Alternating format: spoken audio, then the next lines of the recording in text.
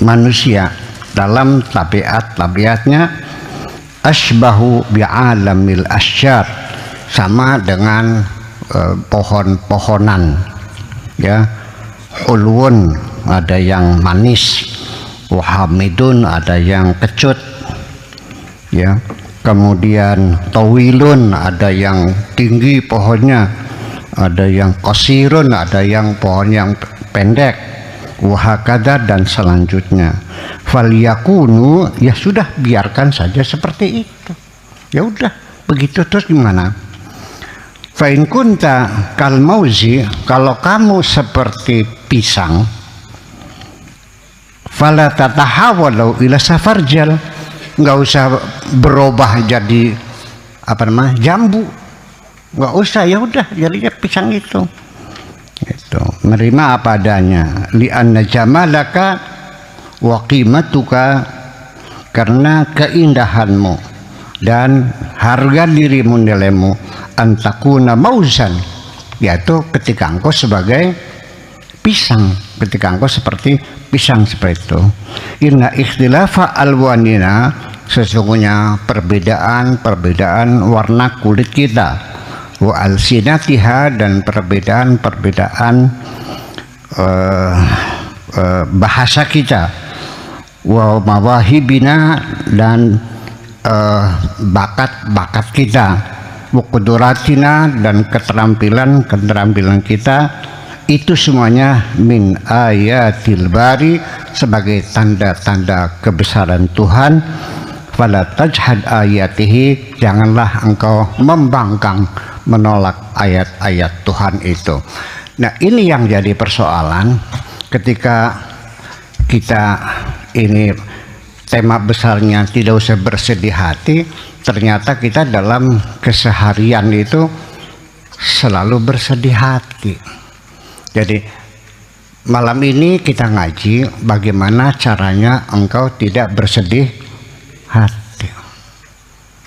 Terimalah kemajemukan, begitu. Terimalah apa saja pemberian Tuhan kepadamu dan syukurilah.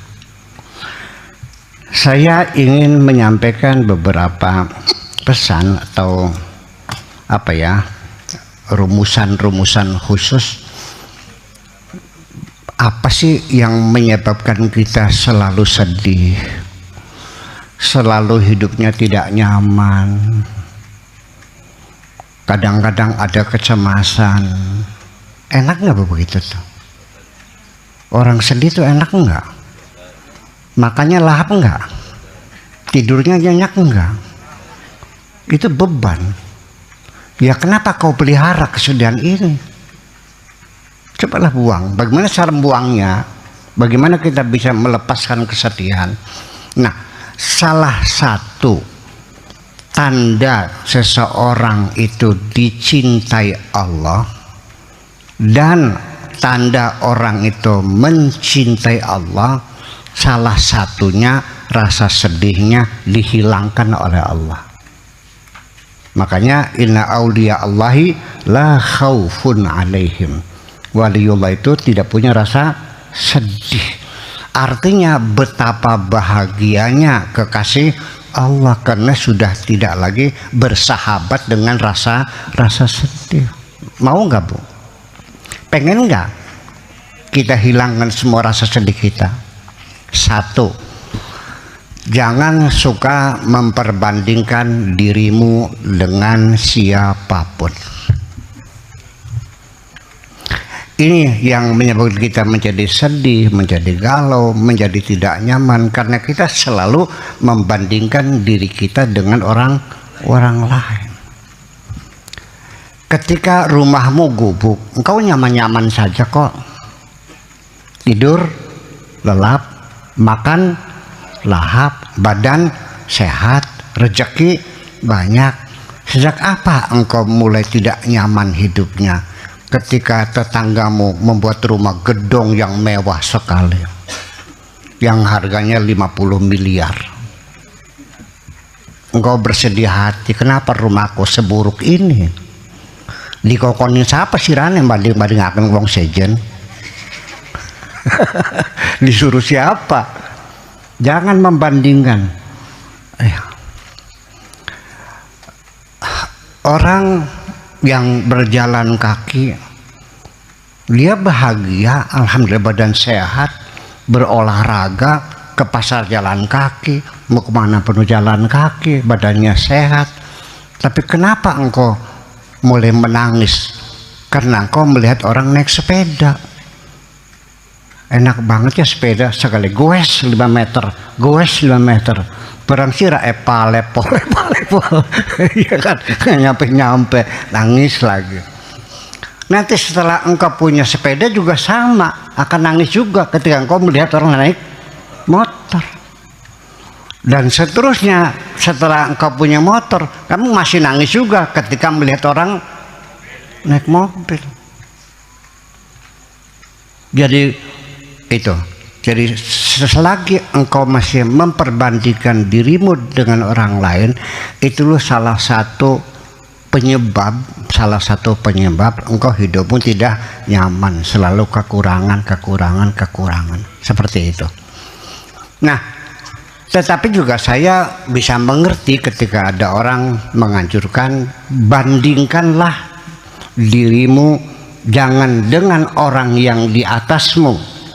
Walakin qarin nafsaka mandunaka, bandingkanlah dirimu dengan orang yang ada di bawahmu. Betul enggak? Orang yang naik mobil akan sedih juga ketika melihat orang yang punya pesawat terbang. Coba lihat orang yang pakai motor, dia seneng kan? Alhamdulillah, gue mah nggak basah ke hujan tuh. Itu yang naik motor kebasahan. Yang naik motor juga akan senang ketika yang dibandingkan dengan orang yang naik sepeda. Yang naik sepeda akan senang juga dibandingkan dengan orang yang jalan kaki. Senang juga kalau membandingkan orang yang gempor, yang pakai roda. Yang pakai roda masih senang juga melihat orang yang sudah terlentang di atas tempat tidur. Yang terlentang di atas tempat tidur pun masih senang juga, masih bisa makan sendiri. Itu di sebelahnya yang pakai impus dan seterusnya. Oke, itu nggak ada masalah.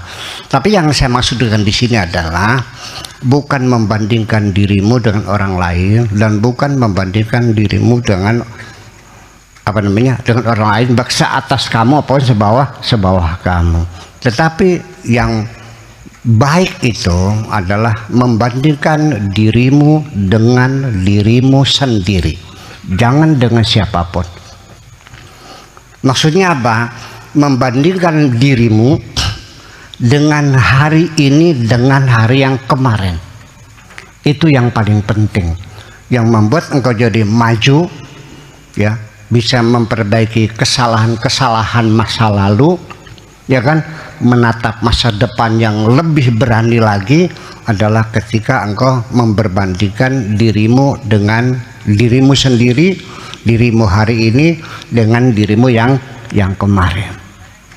Hari ini saya sudah bisa bikin rumah, alhamdulillah. Kemarin dulu saya masih ngontrak. Seneng nggak? Seneng. Dulu dagangan saya laris, sekarang tidak laris. Ngenes nggak? Lain ngenesnya membandingkan diri sendiri dengan orang lain. Kalau membandingkan orang lain, muncul energi negatif yang nanti bisa muncul keinginan menghancurkan orang lain. Rasa hasud itu akan menyebabkan kita hidupnya tidak punya keinginan, tidak punya program. Orang hasud itu hanya ingin menghancurkan orang lain. Dia tidak suka ada orang lain lebih senang dari kita. Tetapi kalau kita membandingkan diri kita dengan diri kita sendiri di masa yang lalu, dulu lariskan tidak laku. Nah, kita akan terdorong mengoreksi diri, introspeksi, ya, menganalisa lagi kenapa daganganku tidak laris. Itu yang jadi persoalan. Nah, makanya ini yang jadi persoalan seperti ini. satu hal yang menyebabkan kita tidak ingin memperbaiki diri, karena kita terlalu fokus ingin mencapai tujuan. Padahal keberhasilan kita itu 50-50. 50% menggapai cita-cita, 50% memperbaiki kesalahan-kesalahan kita. Memperbaiki kesalahan adalah merupakan keberhasilan juga. Paham nggak? Udah, sekarang mau nanya ibu-ibu nih. Ibu-ibu nih buka warung sudah 20 tahun Bu ya. Laris. Tiba-tiba ada tetangga bikin warung lagi. Sama dagangannya, sembako juga. Mengkal beli. Mengkal. Iya. Baru buka saja bulu kita udah meremang-remang nih. Ternyata dengan berjalannya hari demi hari, ternyata warung tetangga lebih laris. Kelenger beli. Nah, disitulah peluang bagi setan membujuk kita, energi negatif itu masuk dalam pikiran kita. Bagaimana caranya supaya warung tetangga itu tidak laris? Datang kepada saya. Berapa ongkosnya Pak Kiai? Gelebusung. Iya, beneran. Saya bilang kalau doa penglarisan ada, tapi doa petumpuran mah nggak punya. Ya, saya nggak punya doanya itu mah. Ya, berapapun, pokoknya terima beres deh. Jangan pakai berit-berit lagi, pakai terima beres saja berapa. Ya, ini yang terjadi, kita tidak introspeksi. Jadi kalau kita biasa membandingkan diri kita, jangan melihat tangga lebih laris. Kalau kita melihatnya warung tangga lebih laris, memunculkan banyak energi yang negatif pada diri kita. Tapi kalau kita membandingkan dengan diri kita sendiri, kenapa dulu laris sekarang tidak? Di situ akan mencari solusi, problem solving muncul dalam diri kita. Coba diperhatikan Bu ya, kenapa warung tangga laris? Coba compare dengan hati yang sejuk, dengan pikiran yang tenang. Kenapa? Perhatikan, mesti ada kelebihan yang dia miliki, betul nggak? Ternyata pembantunya cantik jelita. Aku pun tidak kalah, keponakannya pecat. Cari pembantu yang lebih cantik lagi. Setelah berjalannya sekian hari, tetap juga nggak laris. Apalagi kekurangannya. Ternyata pembantunya di sana tuh bukan cantik saja, tapi ramah. Pembantumu judes. Aja ngenek-nek, tuku ya tuku, beli yang rusak bener. Ngomongnya judes banget. Jangan pegang terus, kalau beli yang enggak. Gimana gitu? Akhirnya di training kepribadian yang di Jakarta di sana tuh. Sama dia Teguh ya latihnya, bagaimana berpenampilan yang kira-kira menarik, latih. Oke, udah pinter. Masih nggak laku juga. Cari dong apa sebabnya. Oh, ternyata warung tangga boleh utang. Warung kamunya nggak boleh utang. Tidak boleh utang. Udah, tidaknya ditutup. Artinya boleh. Tadi kan tidak boleh utang, ditutup tidaknya. Jadi boleh utang. Masih nggak laku juga. Apalagi terus digali yang jujur. Coba introspeksi itu, kelemahannya adalah ketidakjujuran kita dengan diri kita sendiri. Itu kelemahannya. Ternyata harganya lebih miring. Bedanya nggak banyak sih, ya 500 perak lah. Tapi kan dikalikan kan banyak juga akhirnya. Ya sudah, harganya disamain lagi. Nah, setelah sama, ya terjadi akhirnya lakunya sama juga. Selesai, nggak usah kita membenci tetangga yang dagangannya laris. Begini Ibu sekalian, engkau merasa tersaingi ketika ada tangga buka warung lagi, lalu ada buka warung lagi sebelahnya lagi 3, masih marah juga. 4 warung, 5 warung, 100 warung, 1000 warung, jadi pasar laris KBC. Betul nggak? Jadi bukan warung itu yang mengurangi rezekimu, nanti timbulnya hasud. Akhirnya nanti masakannya diaburi racun, yang sering terjadi di dagangan jajanan anak-anak di SD tuh, yang pada yang pada muntabir, pada sakit itu ya, karena itu persaingan mereka yang diuburin racun tikus, akhirnya kan jahat akhirnya. Betul nggak? Nah itu semacam itu. Jadi satu, pengen nyaman, jangan pernah membandingkan dirimu dengan orang lain. Bandingkanlah dirimu dengan dirimu sendiri, 5 masa yang lalu dengan yang sekarang. Kalau ada kekurangan, perbaiki. Itu menuju keberhasilan. Kemudian satu, yang kedua, supaya kita jangan selalu sedih hati, banyak bersyukur kepada Allah Subhanahu wa Ta'ala. Jangan menyedihi sesuatu yang hilang dari diri kita. Sebetulnya hanya nikmat kecil yang hilang gitu. Yang masih tersisa nikmat Allah tak terhingga. Kenapa kau lupakan nikmat Allah yang sebanyak itu? Hanya kau menyedihi sesuatu yang kecil yang hilang itu. Betul nggak? Katakanlah mobilnya hilang, sedih kan? Rumah masih ada nggak? Sawah, suami, anak-anak, deposito, ya sudah, yang sudah. Iya, saya kalau hilang tuh, saya mengatakan kepada Tuhan saya, ya Allah, aku ikhlas, minta ganti yang baru lagi dong.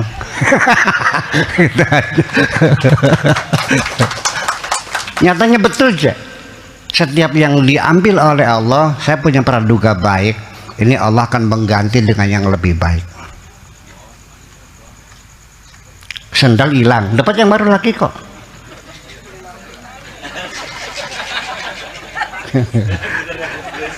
Iya, itu artinya kan diganti.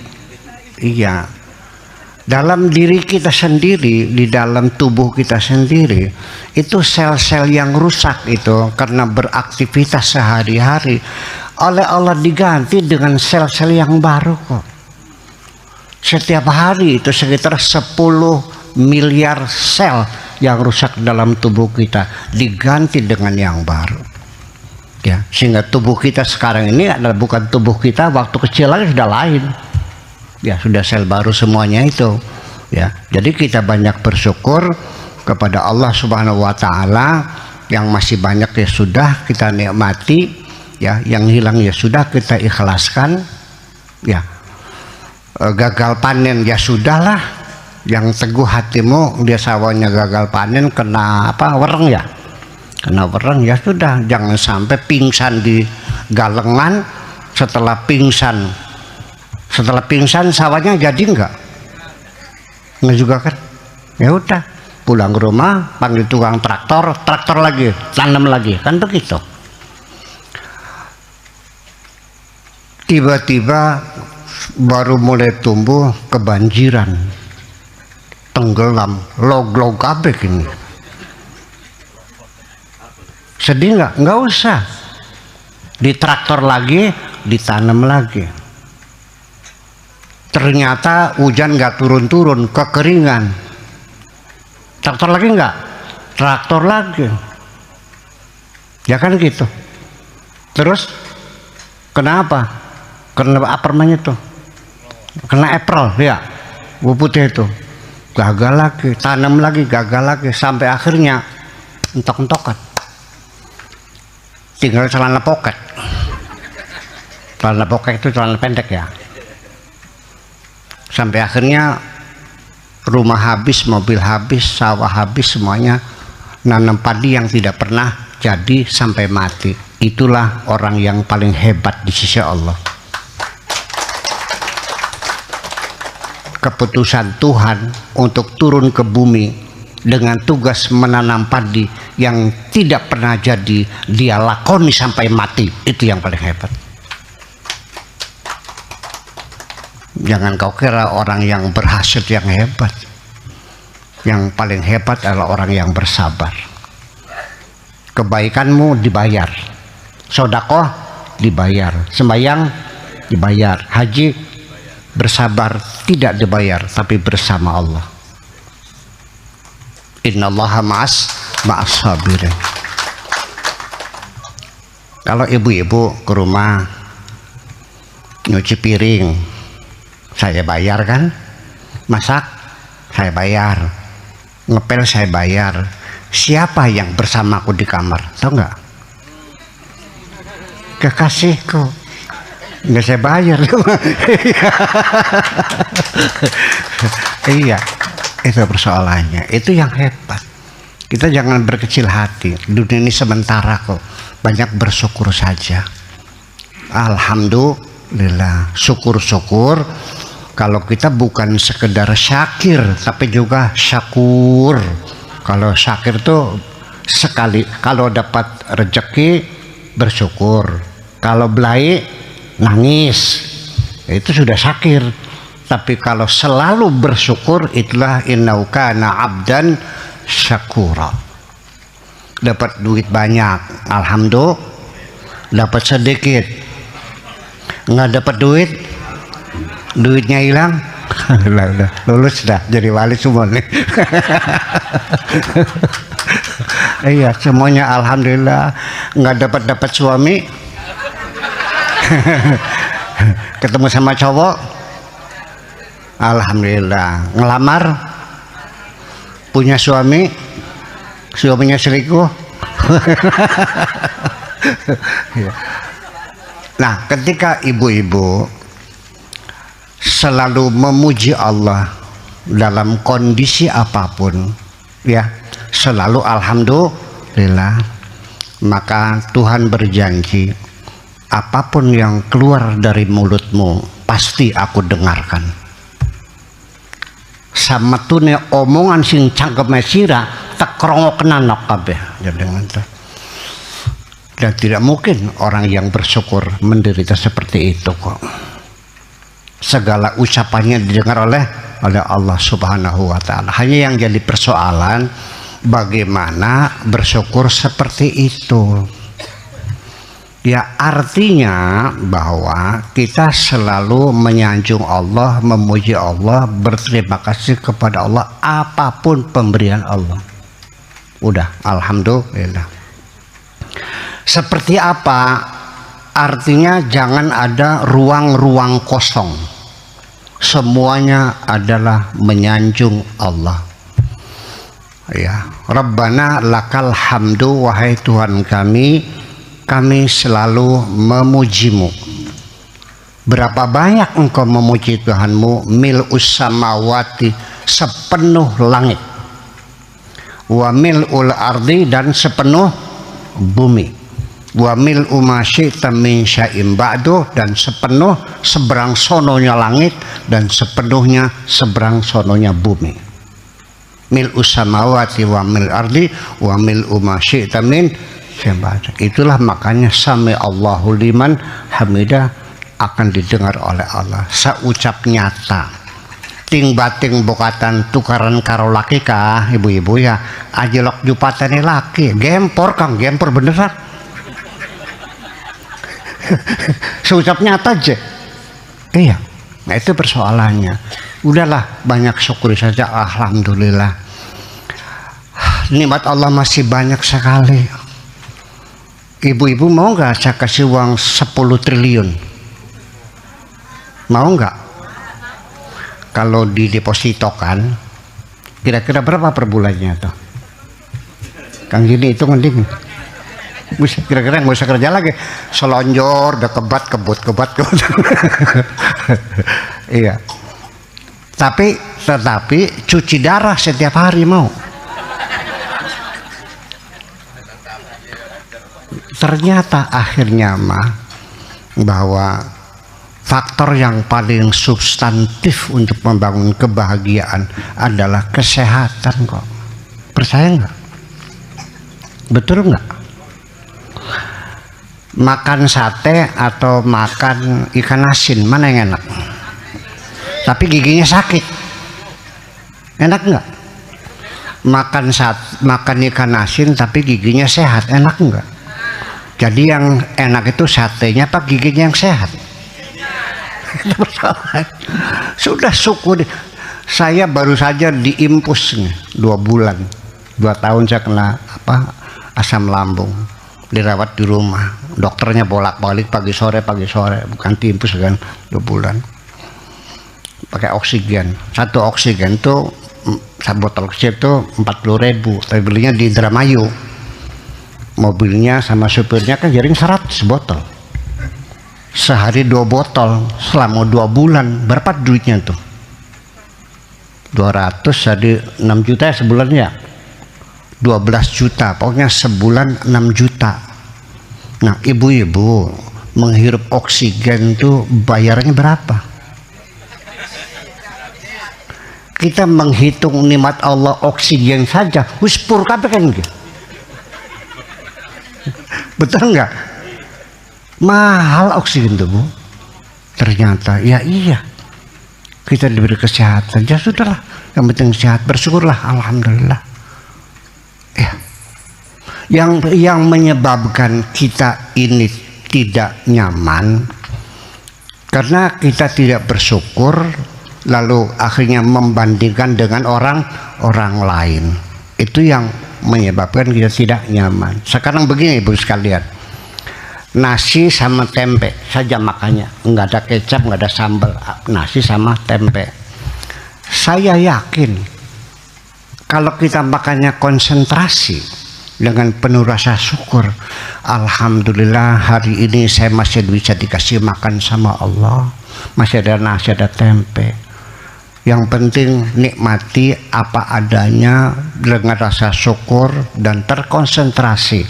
Mata kita melihat tempe, tangannya pegang tempe, giginya gigit, tenggorokannya nelen, pikirannya mikirin nikmat kok. Sebabnya kita makan tempe nangis karena engkau memperbandingkan orang lainnya makan pakai sate. Betul nggak? Nangis makanya nih. Lihat orang di depan makan sambal goreng, dendeng, tegedel, tokowok, encrat, kerupuk, keripik, opak, lantak, regidak. Iya, yang makannya mewah, nangis. Itu salah satu. Hilangkan semua itu. Jangan memperbandingkan dirimu dengan orang lain. Yang kedua, banyak bersyukur. Insya Allah nyaman. Ya, jadi artinya bahwa kebahagiaan yang kau cari tidak ada di luar kok, adanya di dalam dirimu sendiri. Ya, kesedihanmu adanya di dalam otakmu, bukan pada yang ada yang di luaran. Pikiranmu yang membuat kamu jadi sedih, jadi sengsara. Percayalah. Yuk kita perbaiki diri kita semuanya. Kemudian yang ketiga, kita juga masih banyak berpikir positif. Ini juga yang mengganggu kita tidak nyaman hidup ini, sedih melulu, ngenes melulu, marah melulu. Itu karena kita pikiran kita negatif. Praduga-praduga buruk kepada Allah, praduga buruk kepada sesama hamba Allah. Ketika ibu-ibu sudah punya curiga kepada istri suami yang berselingkuh, hidupmu sudah tidak nyaman kok. Lakinya teka telat, yo, meriang beli, meriang, mampir, iya. Sampai kepada tetangga kita punya curiga, tetangga tidak suka kepada diri kita. Pada tetangganya nggak ada masalah kok. Dia kirim makanan, dimakan nggak? Dibuang kok. Mempersulit diri kita sendiri. Jadi artinya kita adalah inna ba'da dzanni ismun, ya, sebagian dugaan itu adalah dosa. Jadi kita selalu berhusnudzan saja, berpraduga baik praduga positif, hilangkan praduga-praduga, pikiran-pikiran yang negatif semacam itu.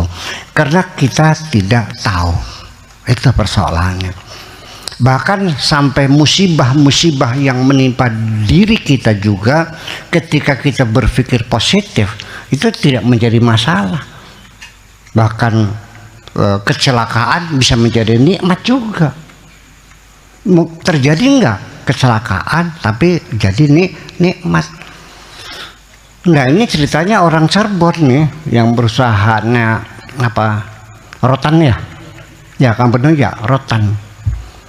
Dia ada transaksi dengan buyer di Amerika seharga $1 juta, ya sekitar 15 miliar lah kan, gitu kan, gede toh.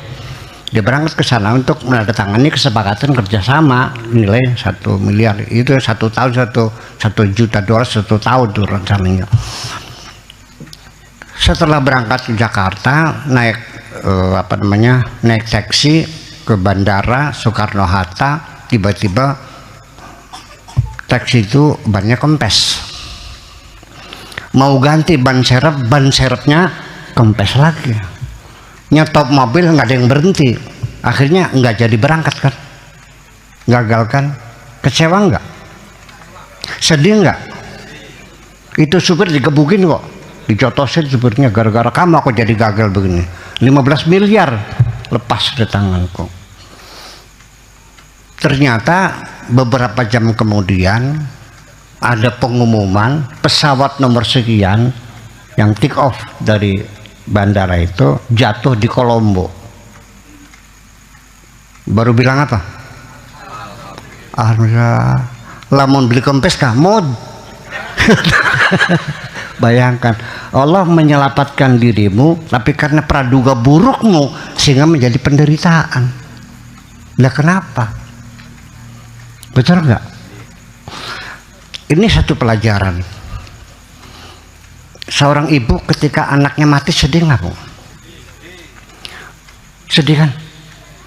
Coba kalau kita bercermin kepada Nabi Khidir, anak dibunuh, ya kan? Orang tuanya nangis nggak? Tapi Nabi Khidir tahu ini anak nanti gedenya jadi penjahat, akan menyiksa orang tuanya orang soleh. Supaya jangan menyiksa orang tua, gue bunuh aja anak ini, kata Nabi Khidir. Andaikan anakmu itu akan jadi anak yang durhaka, kalau dibunuh Tuhan senang nggak? Atau dia menyiksa dirimu? Itu jadi persoalan. Dari bulan ini bakal beli paham kia, ajak bacotek kah? Betul nggak? Iya nih Gusti Allah jake bacotek. Bus kira nurut sama anak wa ta'na ghufrana ka rabbana wa ilaikal masir. Itu. Sami'na, siap kami terima segala keputusanmu. Wa ta'na, dan siap kami jalani segala keputusanmu. Di tengah perjalanan apabila salah, ghufranaka, ampunilah kami. Hebat nggak gitu? Ya, baru hatimu damai kalau engkau sudah berserah diri kepada Allah. Kemudian yang keempat itu juga perlu diperhatikan. Kalau kita ingin hidup sehat, hidup bahagia, nyaman, juga jangan terlalu banyak menghabiskan tenaga, diporsir tenaga siang malam, warung sedang laris-larisnya sampai jam 2 masuk layani orang terus, kena liver akhirnya, ya, kena liver akhirnya, pada bengkak semuanya. Iya, setelah kita korbankan kesehatan kita untuk mencari harta, setelah hartanya banyak, harta kita dikorbankan lagi mencari kesehatan, goblok deh.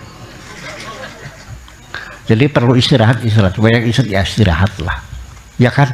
Punten ibu sekalian, sudah jam 10 malam, jadi ya besok lagi saja, kecuali orang beli obat ya, itu ya kita layani juga, itu mendesak sekali. Jadi kita juga perlu waktu yang istirahat. Istirahat itu sebetulnya ya normalnya yang begini, kebutuhan kita untuk istirahat manusia itu, kalau waktu kita bayi itu 23 jam, meleknya 1 jam kok. Kalau lapar dia melek, kan gitu. udah kenyang tidur lagi, lapar lagi melek lagi, atau apa namanya BAB, bangun sebentar, selesai dibersihkan ya tidur lagi. Nah, makin hari makin berkurang, 20 jam, 19 jam, 18 jam, 15 jam, 10 jam, sampai normalnya itu 8 jam tidur. Itu sudah cukup. Tapi bagi usia yang berlanjut, yang sudah di atas 50, itu terus berkurang. Kalau orang-orang tua itu tidurnya 4 jam, udah cukup. Iya, ya karena bagaimanapun juga sel-sel kita yang rusak itu digantinya itu dalam waktu 8 jam tidur yang lelap. Perlu sekali istirahat total. Nah, pengen tahu nggak caranya mendapatkan kualitas tidur yang tinggi? Kira-kira tidurnya lelap. Sering nggak ibu-ibu susah tidur? Apa sebabnya? Karena otak kita masih aktif. Selagi otakmu aktif, nggak bakal tidur. Saya punya kebiasaan buruk kalau tidur tuh membaca buku. Kalau belum hatam nggak tidur habis subuh. Baru kalau ditutup baru bisa tidur. Nah, atau kita punya masalah dan sebagainya. Nah, cara mendapatkan tidur yang berkualitas itu dengan cara relaksasi. Relaksasi ini caranya begini. Jam berapa ibu tidur? Jawabnya jam 11, oke? Ya, sebelum tidur kita bebersih dulu, ya mandi, tak wudhu segala macam. Cobalah kita tidur dalam posisi yang paling nyaman. Seperti apa? Kita merasakan sendiri, masing-masing punya kenyamanan yang berbeda-beda. Ada yang nyamannya batangnya 3. Betul nggak? Ada yang 2, ada yang 1, ada lagi yang lebih nyaman tidak pakai bantal, ada lagi yang miring ke kanan, ada yang miring ke kiri, ada yang tengkurap juga ada. Lebih nyaman tidur tengkurap. Silakan pilih yang mana. Nah, kalau saya tidur nyaman itu adalah terlentang dengan satu bantal yang tipis, kemudian kaki lurus, tangan lurus, ya, pejamkan mata. Perintahkan kaki, wahai kaki, diam kau, jangan bergerak sedikit pun. Wahai tangan, diam, jangan bergerak sedikit pun. Mata pejamkan, telinga abaikan apapun yang kau dengarkan. Pikiran berhenti berpikir, tarik nafas yang dalam sampai sepenuh perut kita, lalu kita lepaskan perlahan-lahan.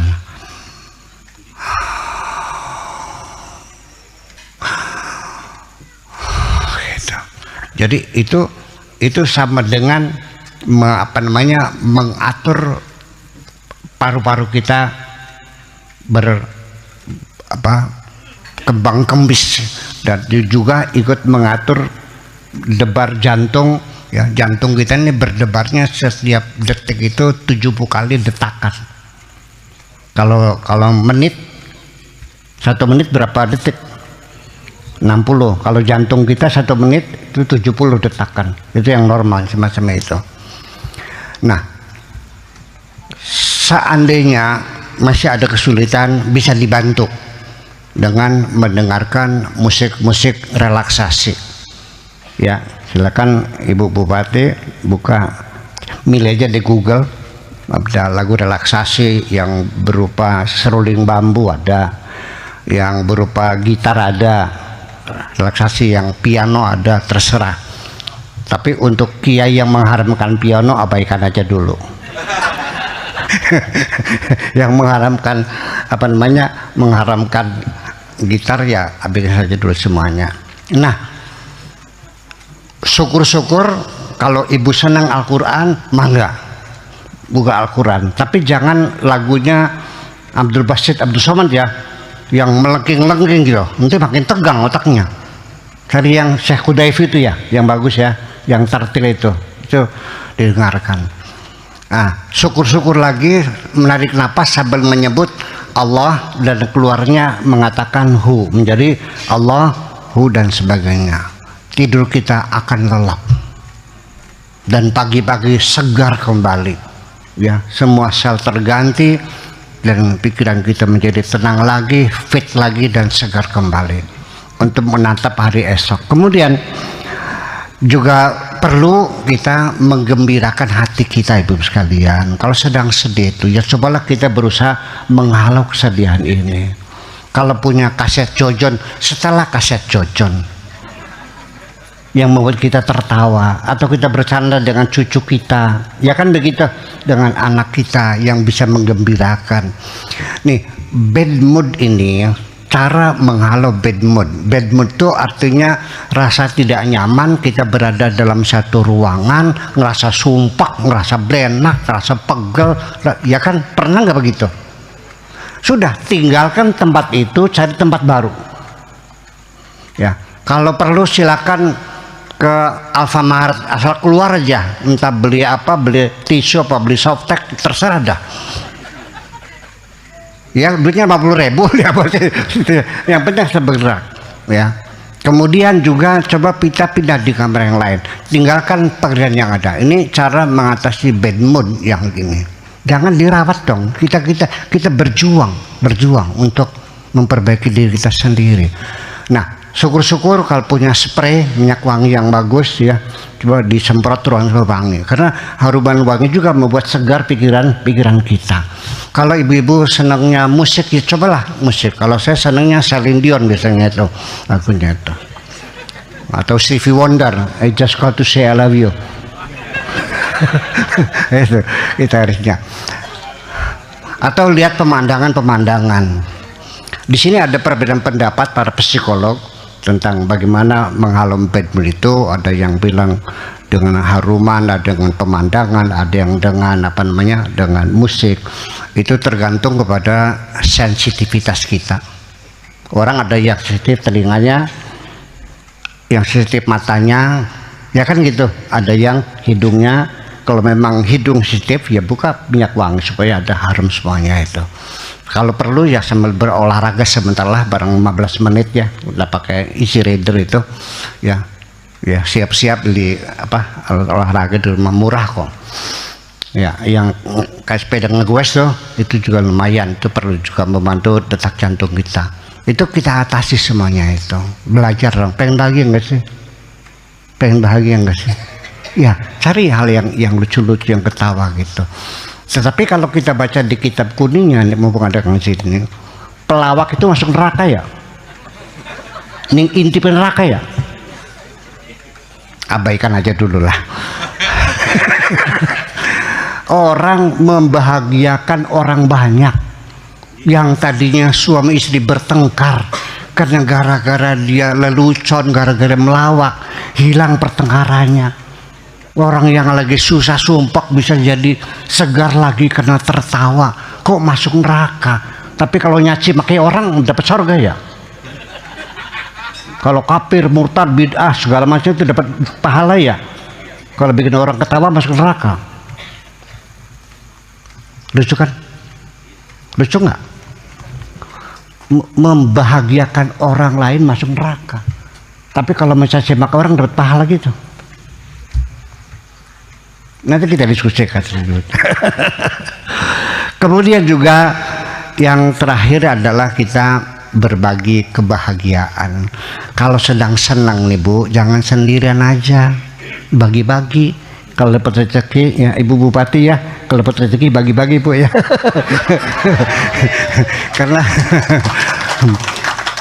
karena kebahagiaan ini kalau kita bagikan itu tidak berkurang, malah bertambah. Tapi kalau kesedihan kita bagikan, berkurang kesedihannya. Awas bedanya. Kalau kita bahagia, kita bagikan, kebahagiaannya bertambah. Tapi kalau kesedihan perlu dibagikan supaya berkurang. Betul nggak? Ya, panggil teman, ngobrol, kaprik, sudah plong itu. Ada rasa nyaman kita karena sudah kita kuras semua. Jadi semua yang tersimpan di dalam memori kita ini sudah padat, itu tolong dibersihkan. Jangan biarkan sampah-sampah itu kau simpan di dalam hatimu, sebab memori kalau sudah penuh itu akan mengganggu emosi, dan emosi akan mengganggu otak kita. Akhirnya kita otaknya menjadi off. Itulah akhirnya kita sering lupa, kadang-kadang tidak mampu konsentrasi, sampai badan rasa pada gatal, kuping pating gerbeg, kepala nyut.